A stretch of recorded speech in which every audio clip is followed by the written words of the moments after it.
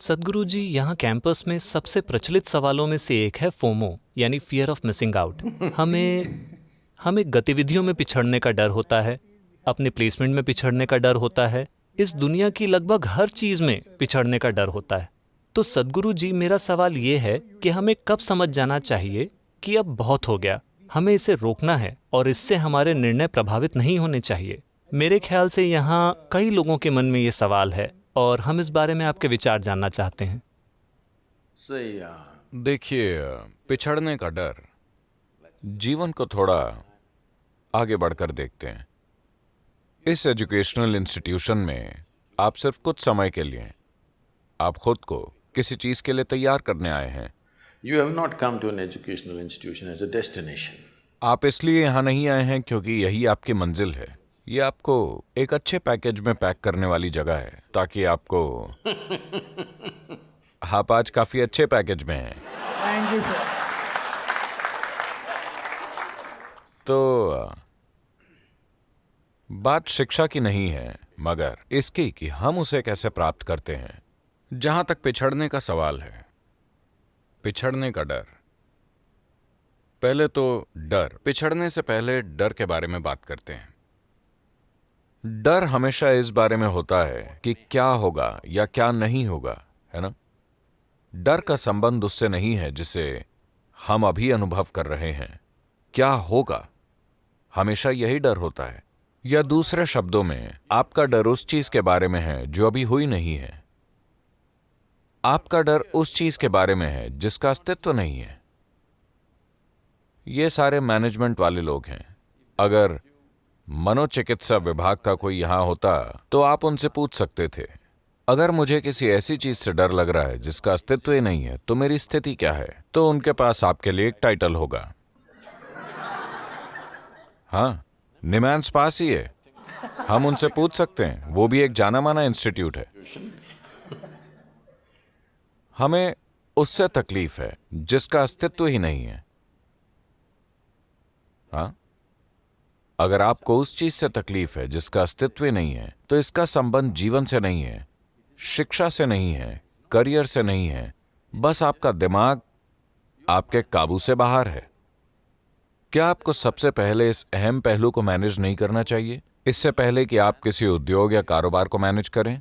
क्या यह महत्वपूर्ण नहीं है कि सबसे पहले आप अपने दिमाग को मैनेज करना सीखें? हेलो, क्या यह महत्वपूर्ण नहीं है? अगर आप अपने दिमाग को मैनेज करना नहीं जानते तो आप दुनिया में क्या मैनेज कर पाएंगे? Managers are all free. सारे मैनेजर्स परेशान हैं और उनके पेट में अल्सर हो रहे हैं। हाँ, ये आम बात हो गई है। अगर आप सीईओ हैं और 45 की उम्र तक अगर आपको अल्सर नहीं हुए तो आप अच्छे सीईओ नहीं हैं। क्योंकि आप इस तरह संयोग से मैनेज कर रहे हैं। डर इसलिए होता है क्योंकि संभावना सिर्फ संयोग से है ना। मुझे बताइए, मान लीजिए आपको साइकिल चलानी नहीं आती। आप स्टैंड पर खड़ी साइकिल पर बैठे और यूं ही पैडल मारने लगे और वो स्टैंड से उतरकर चलने लगी। घबराहट होगी या नहीं? तेज चलने लगी, डर लगेगा या नहीं?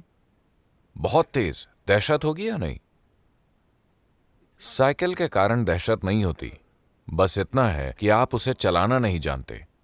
अगर आपको चलाना आता हो तो वो जितनी तेज चले उतना मजा आता है ना। जितनी तेज चले उतना अच्छा। Very, हमने साइकिल बनाई ही इसलिए क्योंकि हम पैदल चलने से तेज चलना चाहते थे, यही मकसद है। लेकिन अगर आपको चलानी नहीं आती तो कितना डर लगता है। right now you तो अभी आपकी समस्या दुनिया से नहीं है, आपकी समस्या आपकी शिक्षा से नहीं है, आपकी समस्या है आपकी शिक्षा प्रणाली। किंडरगार्टन से ही किसी ने आपको नहीं बताया कि खुद को कैसे मैनेज करें। उन्हें लगता है कि आप दुनिया को मैनेज कर लेंगे खुद को मैनेज किए बिना। जब आप खुद एक झमेला हैं तो आप झमेला ही पैदा करेंगे, है ना। शायद आप कामयाब बन जाएं। Success happens for variety of reasons. कामयाबी कई वजहों से होती है। कामयाबी हमेशा 100% आपके कारण नहीं होती, परिस्थितियां होती हैं, ऐसे समय होते हैं जो कई रूपों में हमारी मदद करते हैं। निश्चित रूप से आपका भी योगदान होता है, मगर किसी के सफल होने का मतलब ये नहीं है कि उन्होंने सब कुछ जान लिया है या वो जीवन के साथ सहजता पा चुके हैं या उनका जीवन किसी रूप में संपूर्ण हो चुका है। नहीं, Because today क्योंकि आज सफलता से हमारा मतलब किसी और से थोड़ा बेहतर होना है। आपका किसी और से थोड़ा बेहतर होने का मतलब है जिससे आप बहुत खुश होते हैं। इसका मतलब है कि आप असल में दूसरे लोगों की नाकामयाबी से खुश हैं। अगर कोई व्यक्ति दूसरे व्यक्ति की नाकामयाबी से खुश है तो मैं इसे बीमारी कहूंगा, सफलता नहीं। आप क्या कहेंगे? हेलो, मैं खुश हूं कि आप फेल हो गए। ये बीमारी है, ये सफलता नहीं है, है ना? दुर्भाग्य से आप इसी दिशा में जा रहे हैं। यही वजह है कि मानव क्षमता पूरी तरह जाहिर नहीं हो पाई है। अगर आप एक लंगड़े व्यक्ति के साथ दौड़ लगा रहे हैं तो आप खुश होंगे क्योंकि आप उससे एक कदम आगे हैं। जब आप मिस्टर बोल्ट से मिलेंगे तभी आप समझेंगे कि आप कौन हैं। हाँ, तब तक आपको लगेगा कि आप एक बड़े धावक हैं क्योंकि दूसरे आदमी के पास पैर नहीं है। तो यह समझना जरूरी है कि जीवन में ऐसा कुछ नहीं है जिसे आप खो देंगे। जीवन हम सभी के साथ हो रहा है। सवाल बस ये है, अगर मैं इस पार्टी में नहीं गया तो क्या मैं कुछ खो रहा हूं? अगर मैंने ये परीक्षा पास नहीं की तो क्या मैं कुछ खो रहा हूं? अगर मुझे ये नौकरी नहीं मिली तो क्या मैं कुछ खो रहा हूं? इसकी वजह सिर्फ ये है कि आप जो हैं वो अभी आंतरिक रूप से व्यवस्थित नहीं है, वो बाहरी चीजों पर निर्भर है। आप अभी बहुत नियंत्रित कैंपस में हैं। आपका कैंपस बहुत ही खूबसूरत है, बहुत ही शानदार कैंपस। and और आप बहुत नियंत्रित कैंपस के माहौल में हैं। जब आप बाहरी दुनिया में कदम रखेंगे और अगर आप लोगों को ये तय करने देंगे कि आपके भीतर क्या होता है तो वो आपको कुछ ही समय में पागल कर देंगे। यहां आपके लिए सब व्यवस्थित है, आप मैनेज नहीं कर रहे। आपके साथ क्या होना चाहिए, क्या नहीं होना चाहिए, ये कोई और मैनेज कर रहा है। जब आप सड़क पर निकलते हैं, अगर आप दूसरे लोगों पर छोड़ दें कि वो आपकी खुशी या दुख तय कर सकें तो निश्चित रूप से आप दुखी होंगे क्योंकि वो कई सारी चीजें करेंगे। आपके अंदर क्या होता है ये आपको तय करना चाहिए, है ना?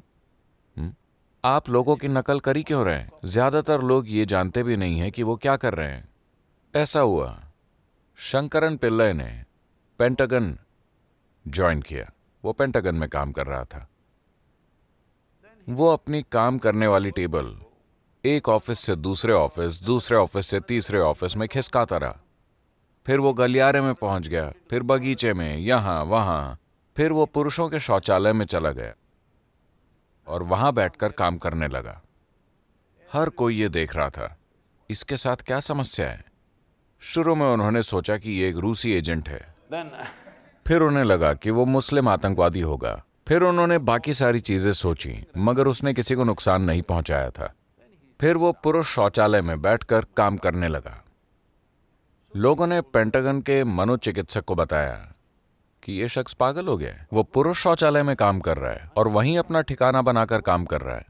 मनोचिकित्सक यूं ही टहलते हुए शौचालय में घुसा, मानो उसे शौचालय का इस्तेमाल करना हो, और बातचीत शुरू कर दी। फिर उसने पाया कि वो काफी ठीक ठाक है, सब कुछ ठीक ही लगा। उसने पूछा, तुम शौचालय में बैठकर क्यों काम कर रहे हो? वो बोला, मैंने हर जगह जाकर देखा, आखिरकार मैंने पाया कि सिर्फ यही वो जगह है जहां लोगों को पता है कि वो क्या कर रहे हैं।